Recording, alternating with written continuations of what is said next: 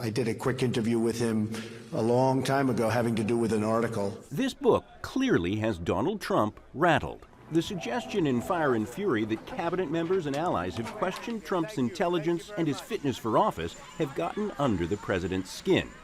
The book has driven a wedge between Trump and his one-time closest advisor, Steve Bannon. But I don't know this man. I guess Sloppy Steve brought him into the White House quite a bit, and it was one of those things. That's why Sloppy Steve is now looking for a job. As Republican leaders met the president to discuss their legislative agenda for 2018, Trump began his day with a barrage of morning tweets. He wrote, "Throughout my life, my two greatest assets have been mental stability and being, like, really smart."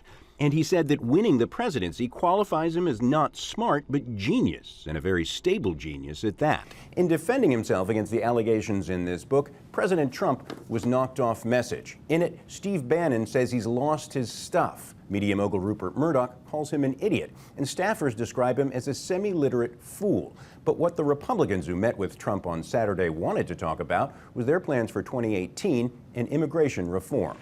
It was candidate Donald Trump's signature campaign promise. And we are building a wall on the southern border. We need safety. We need cameras. And I will have Mexico pay for that wall. It turns out he might have that half right. The administration's plan for an immigration overhaul would spend $18 billion over 10 years and add 505 kilometers to an existing border wall with Mexico.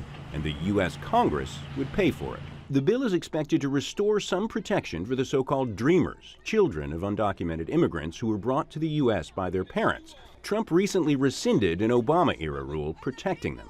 But Democrats fear the new immigration funds could be used to deport dreamers who've registered for the program or their families. They don't have resources to deport 800,000 dreamers. And it's not at all clear that the information that the dreamers volunteered to the government to establish their right to be legally at work and otherwise could be used to identify and detain and then deport the dreamers.